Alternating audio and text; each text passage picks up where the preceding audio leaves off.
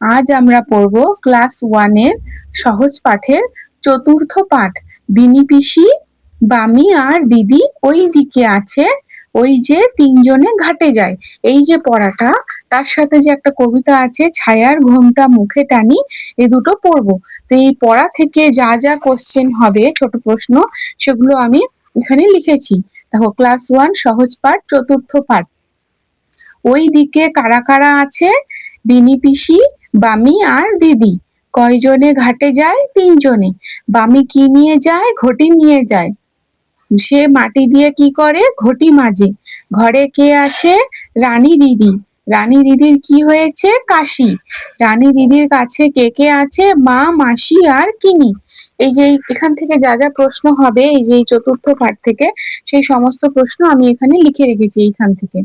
তালবনের পরে কি কি আছে? তিল ক্ষেত, তিসি ক্ষেত, দিঘি। দিঘির জল কেমন? খুব নীল। দিঘিতে বক কি করে? মিটিমিটি চায় আর মাছ ধরে। কে ঘটি নিয়ে বাড়ি ফিরে যায়? বামি। ঘড়িতে কটা বাজে? 6টা বাজে। এটা কোন পাখি? কি খায়? এটা টিয়া পাখি, দানা খায়। টিয়া পাখি কি কথা বলে?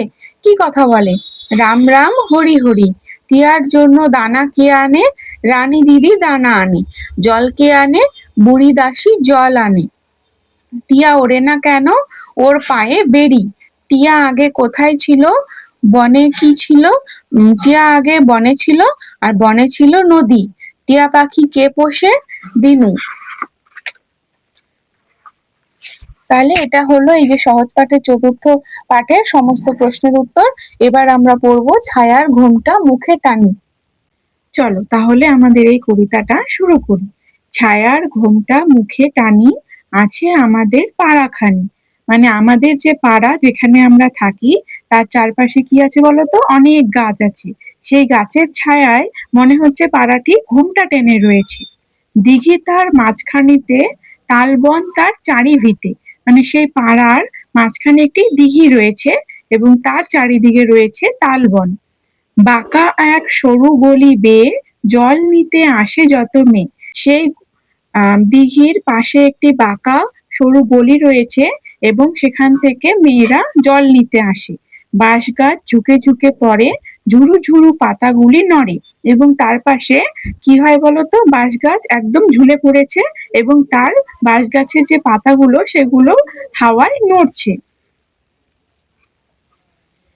পথের ধারেতে একখানে হরিমুদি বসেছে দোকানে। আর সেইখানে একধারে কি হয়েছে? হরিমুদি দোকান নিয়ে বসেছে।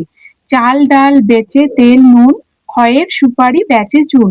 এবং হরিমুদির দোকানে কি কি আছে? চাল ডাল তেল নুন খয়ের সুপারি চুন, এই সব কিছু নিয়ে হরিমুদি পথের ধারে বসেছে। ঢেকি পেতে ধান ভানে বুড়ি, খোলা পেতে ভাজে খই মুড়ি। আর সেখানে একটা বাড়িতে কি দেখা যাচ্ছে? যে একজন বুড়ি ঢেকি পেতে ধান ভাঙছে এবং খোলাই করে খই ভাজা হচ্ছে, খই মুড়ি সব ভাজা হচ্ছে। বিধু গয়লানি মায়ে পোয়, সকাল বেলায় গরু দয়। আর বিধু যে হলো গয়লানি মানে গোয়ালা, মানে দুধ দয়, সে কি করছে? সকালবেলা গরুর দুধ দোয়ানো হচ্ছে, সে আর তার ছেলে। আঙিনায় কানাই বলাই, রাশি করে সরিষা কলাই। আঙিনায় মানে উঠানের মধ্যে কানাই বলাই কি করছে? আর সরিষাগুলো আর সরিষা আর কলাই একটা জায়গায় জড়ো করছে। বড় বউ মেজ বউ মিলে ঘুটে দেয় ঘরের পাঁচিলে। আর আরেক জায়গায় কি দেখা যাচ্ছে? বাড়ির বড় বউ মেজ বউ সবাই একসঙ্গে মিলে গোবরের ঘুটে দিচ্ছে ঘরের পাঁচিলে। ঠিক আছে, তাহলে এটাই হলো আমাদের কবিতা। পরের দিন আমরা পঞ্চম পাঠ পড়বো।